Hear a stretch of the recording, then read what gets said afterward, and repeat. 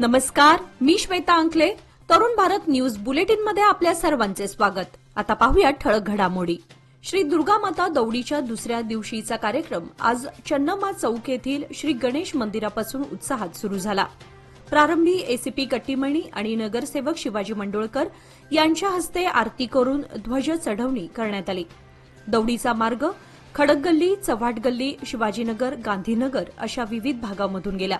हजारोंच्या संख्येने शिवप्रेमी तरुण, तरुणी आणि बाळगोपाळांनी भगवे फेटे परिधान करून दौडीमध्ये सहभाग घेतला होता. प्रत्येक गल्लीमध्ये शिवभक्तांनी जल्लोषात स्वागत करत भगव्या ध्वजाची आरती केली. गांधीनगर परिसर व किल्ला परिसरात महार बटालियन व मिलिटरी अधिकाऱ्यांच्या वतीने भव्य स्वागत करण्यात आले. श्री शिवप्रतिष्ठान हिंदुस्थान यांच्या आयोजनाखाली पार पडलेल्या या दौडीमध्ये आकर्षक रांगोळ्या, पारंपरिक पोशाखातील लहान मुले मुली, देशभक्तीपर गीते आणि पोवाड्यांनी संपूर्ण परिसर शिवमय व भक्तिमय झाला होता. किल्ला भागामध्ये colonel MP Singh, lieutenant colonel Gaurav Shegaon, major Samrat Bhute, सुभेदार मेजर जसविंदर सिंग तसेच बेळगावचे DCP NV भरमणी आणि त्यांच्या पत्नींच्या हस्ते आरती करून ध्वजपूजन व ध्येय मंत्राचा जयघोष करण्यात आला. यानंतर ध्वज उतरवून दुसऱ्या दिवशीच्या दौडीची सांगता करण्यात आली. खासगी होलसेल जय किसान भाजी मार्केटवर करण्यात आलेल्या कारवाईच्या निषेधार्थ आणि बाजार पूर्ववत सुरू करण्याच्या मागणीसाठी आज शेतकरी व व्यापाऱ्यांनी पुन्हा एकदा जिल्हाधिकारी कार्यालयावर भव्य मोर्चा काढला. राष्ट्रीय महामार्गाशेजारील जय किसान भाजी मार्केटपासून गांधीनगर ओव्हरब्रिज सर्व्हिस रोड मार्गे हा मोर्चा सुरू झाला. मोर्चामध्ये शेतकरी, महिला, व्यापारी, विविध तालुक्यातील प्रतिनिधी मोठ्या संख्येने सहभागी झाले होते. जय किसान मार्केटला न्याय मिळावा अशा घोषणा देत हाती फलक घेऊन आंदोलकांनी आपला रोष व्यक्त केला. सदर मोर्चामुळे चन्नम्मा चौक परिसरात काही काळ वाहतूक विस्कळीत झाली होती. कोणताही अनुचित प्रकार घडू नये यासाठी पोलीस बंदोबस्त तैनात करण्यात आला होता.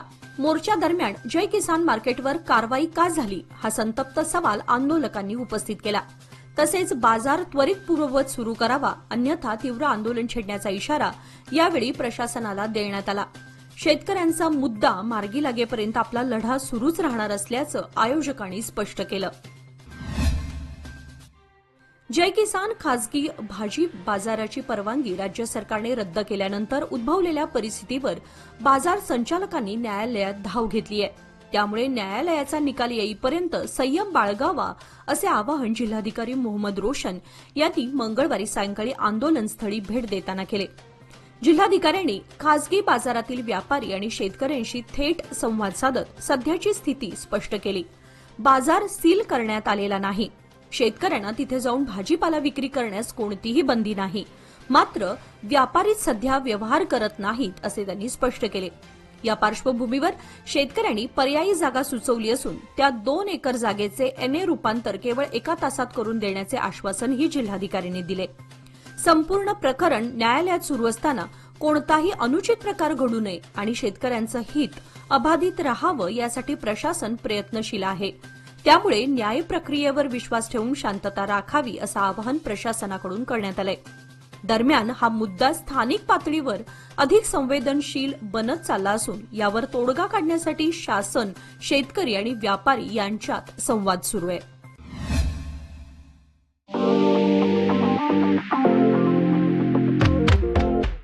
DK हेरेकर ज्वेलर्स सादर करीत आहेत खडेबाजार बेळगावमधील आपल्या सुवर्ण दालनाचा पहिला वर्धापन दिन आणि दसरा दिवाळी निमित्त खास बंपर ऑफर.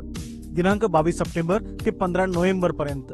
सोने चांदी खरेदी करा, मिळवा कुपन्स आणि जिंका नामांकित कंपनीची 2 व्हीलर स्कूटर, 55 इंची, 43 इंची, 32 इंची स्मार्ट टीव्ही, 300 लिटरचा fridge, washing machine, tab, oven, fan, mixer, इस्त्री आणि बरंच काही. बक्षिसांची लकी ड्रॉ सोडत रविवार दिनांक 16 नोव्हेंबर 2025 रोजी. मग वाट कसली पाहताय? आजच भेट द्या DK हेरेकर ज्वेलर्स, श्री विठ्ठल भवन, संयुक्त महाराष्ट्र चौकाजवळ, खडेबाजार बेळगाव. तसेच तेलीपटी गल्ली, शहापूर बेळगाव येथील आमच्या सुवर्ण दालनाला. नियम व अटी लागू.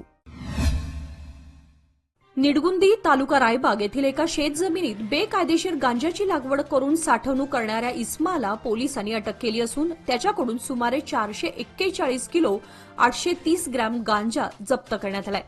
जप्त केलेल्या गांजाची अंदाजे बाजार मूल्य किंमत 22,09,000 रुपये इतकी असल्याची माहिती जिल्हा पोलीस अधीक्षक डॉ भीमाशंकर गुळेद यांनी सोमवारी पत्रकार परिषदेत दिली. अटक करण्यात आलेल्या आरोपीचं नाव शिंगाडी माळप्पा हिरेकोडी वय 45 असं असून त्याने स्वतःच्या शेत जमिनीत गांजाची बेकायदेशीरपणे लागवड केली होती. ही कारवाई जिल्हा सायबर क्राईम विभागाचे पोलीस उपअधीक्षक वीरेश दोडमनी आणि अथणीचे पोलीस उपअधीक्षक प्रशांत मुनवळी यांच्या मार्गदर्शनाखाली करण्यात आली. कारवाई दरम्यान एकूण 205 गांजाची झाडे जप्त करण्यात आली असून त्यातून सुमारे 441.830 किलो कच्चा गांजा हस्तगत करण्यात आलाय. या प्रकारामुळे परिसरात एकच खळबळ उडाली असून अवैध अंमली पदार्थांच्या विरोधात जिल्हा पोलीस प्रशासनाने कठोर भूमिका घेतली आहे. बेळगाव जिल्ह्यातील विविध पोलीस ठाण्यांच्या कार्यक्षेत्रातून हरवलेले mobile phones central equipment identity register पोर्टलच्या सहाय्याने शोधून मूळ मालकांना परत करण्यात आले. ही कारवाई सायबर क्राईम पोलीस ठाण्याच्या वतीने प्रभावीपणे पार पडली.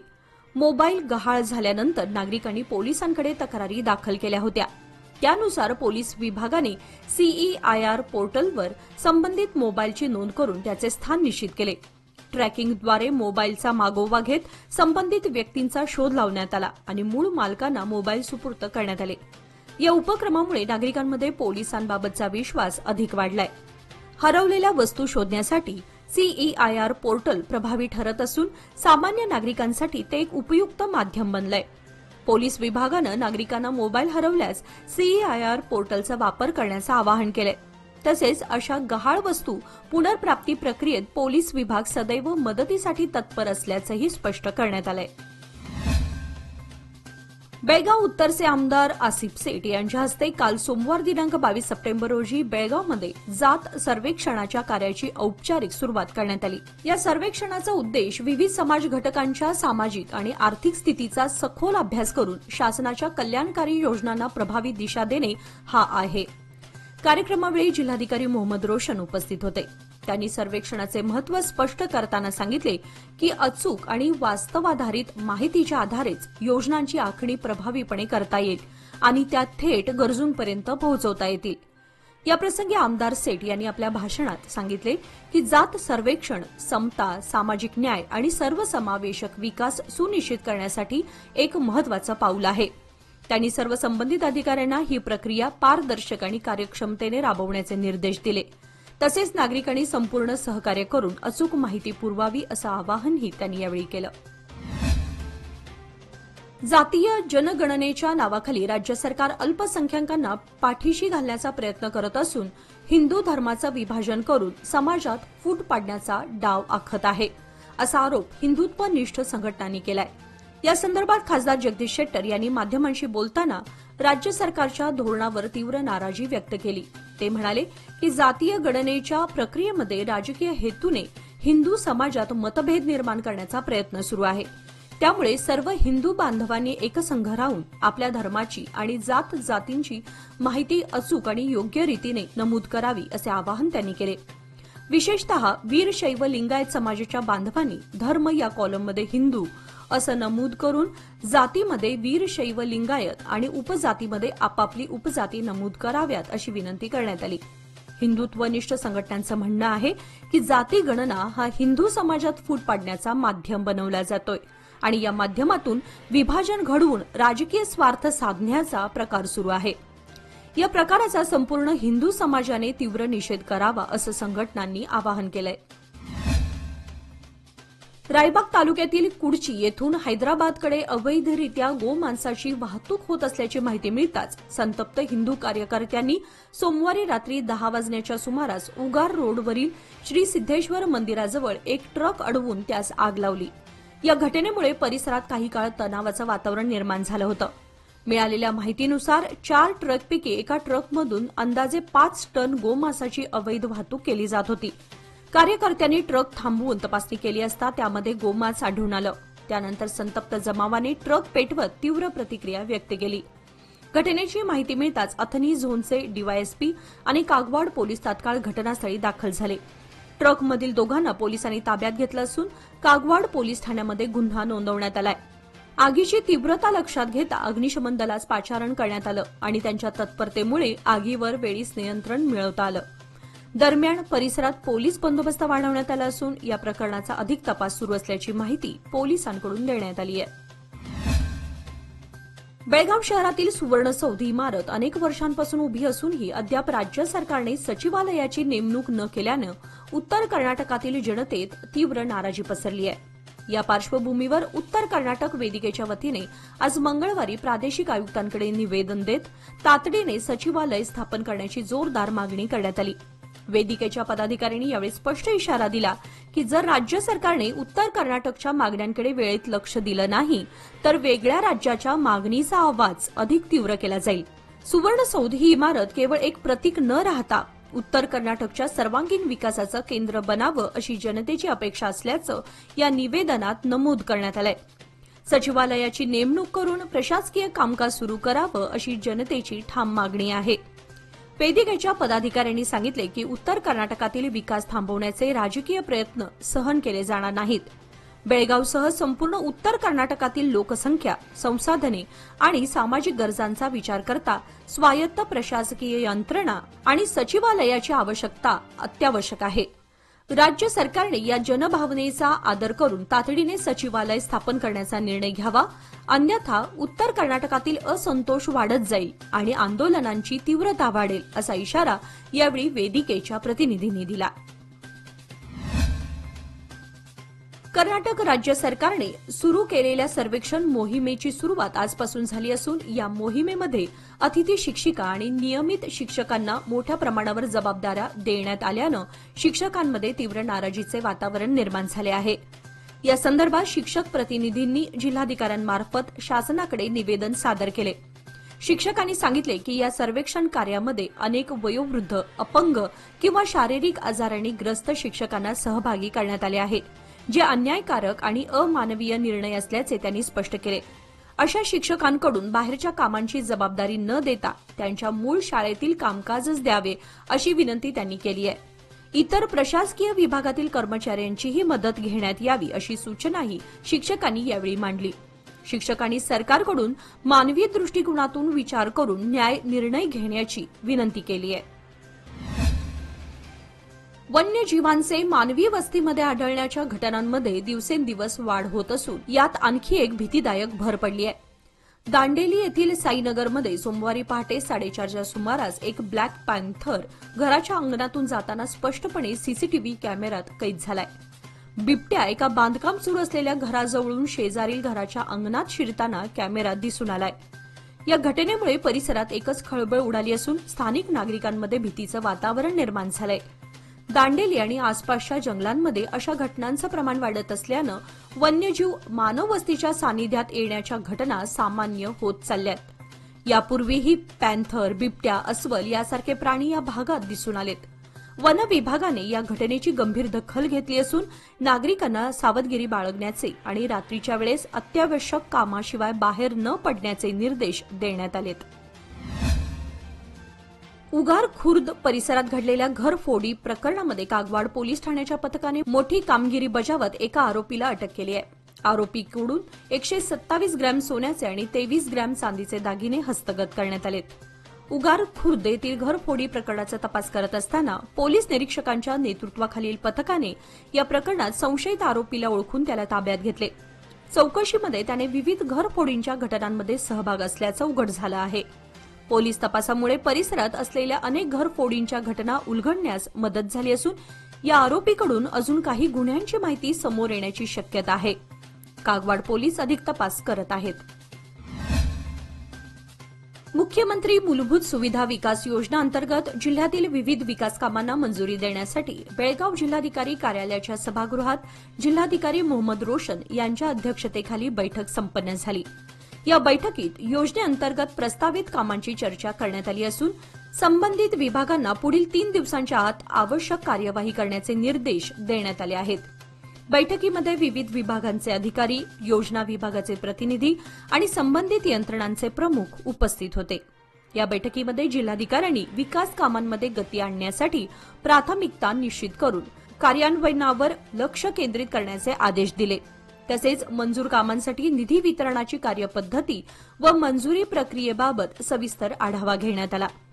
या निर्णयामुळे जिल्ह्यातील पायाभूत सुविधा अधिक सक्षम आणि लोकाभिमुख होणार असल्याची अपेक्षा व्यक्त केली जात आहे. 3 दशके विश्वासाची, 30 वर्षे लोकमान्याची. सादर आहे लोकमान्य आनंदोत्सव निवेश योजना. 30 महिन्यांच्या ठेवीवर 10.50% व्याज. ज्येष्ठ नागरिकांसाठी 0.5% अधिक. अधिक माहितीसाठी आमच्या नजीकच्या शाखेला भेट द्या किंवा कॉल करा 180021245050. लोकमान्य, प्रत्येक पावलावर तुमच्या सोबत. फक्त सभासदांकरिता. नियम व अटी लागू. बेकायदेशीररित्या तलवार बाळगणाऱ्या 3 जणांना माळ मारुती पोलिसांनी शनिवारी अटक केली असून त्यांच्या ताब्यातून तलवार व मोटारसायकल जप्त करण्यात आली आहे. अटक करण्यात आलेल्या आरोपींची नावे अरुण रामा भरकेरी वय 32 राहणार ज्योतिर्लिंग गल्ली कणबर्गी, विक्रम कर्याप्पा नाईक वय 28 राहणार मतकर गल्ली कणबर्गी, राहुल ज्योतिबा उसगावकर वय 31 राहणार सिद्धेश्वर नगर कणबर्गी.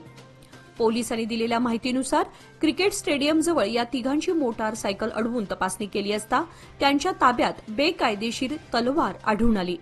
त्यानंतर पोलीस उपनिरीक्षक PM मोहिते आणि त्यांच्या सहकाऱ्यांनी तात्काळ कारवाई करत 3घांना ताब्यात घेतले.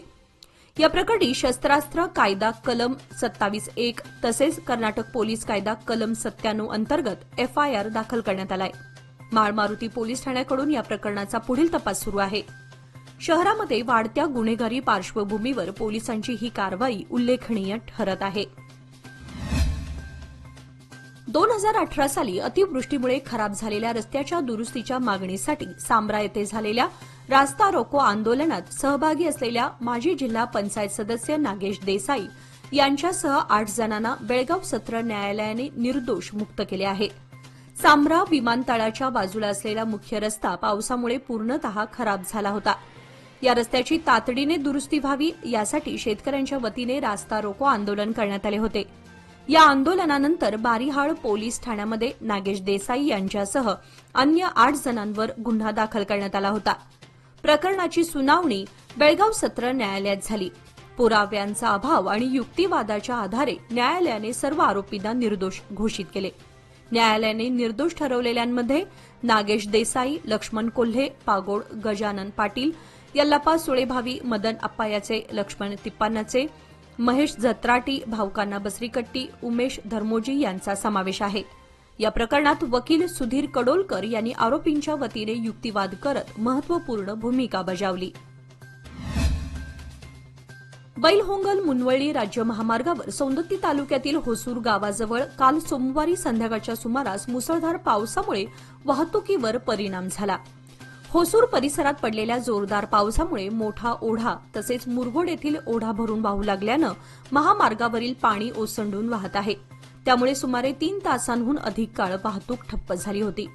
पावसामुळे होसूरसह आसपासच्या गावांमध्ये पूर सदृश्य स्थिती निर्माण झाल्यानं महामार्गावरील वाहन चालक, प्रवासी यांना या काळात मोठ्या अडचणींना सामोरं जावं लागलं.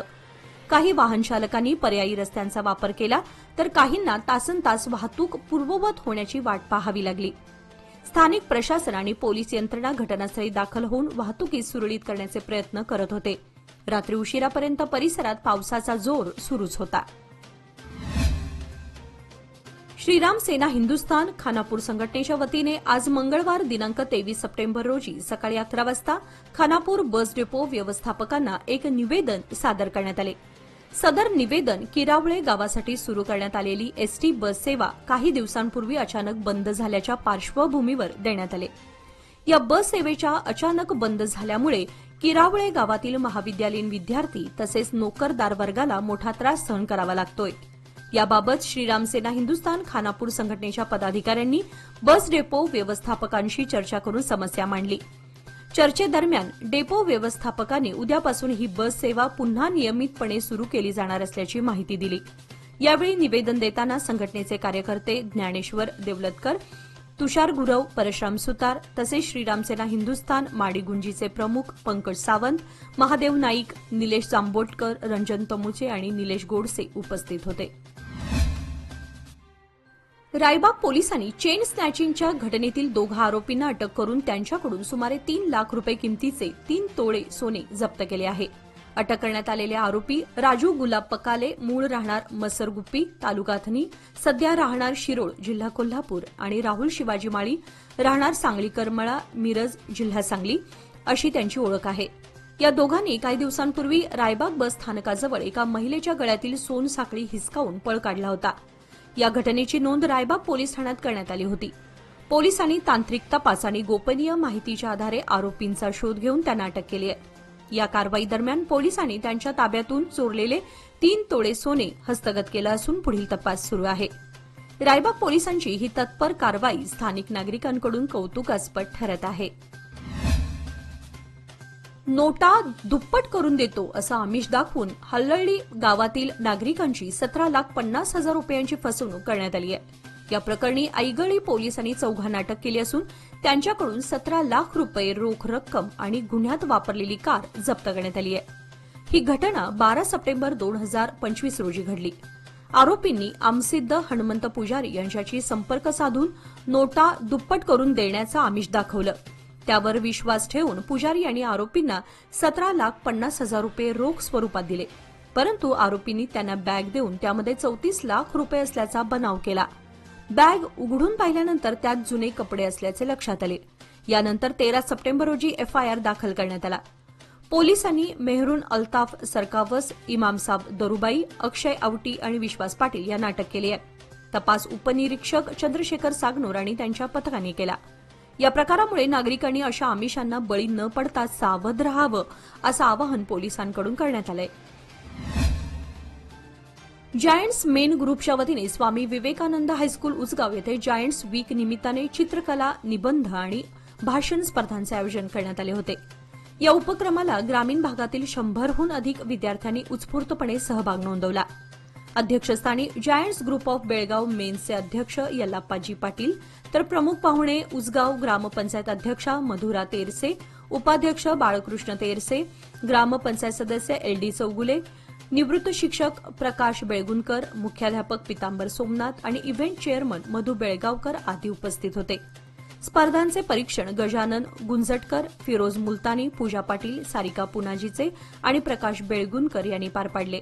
कार्यक्रमात बोलताना मधुरा तेरसे यांनी विद्यार्थ्यांच्या सुप्त कलागुणांना वाव देणाऱ्या या उपक्रमाचं कौतुक करत विजेत्यांचे अभिनंदन केले.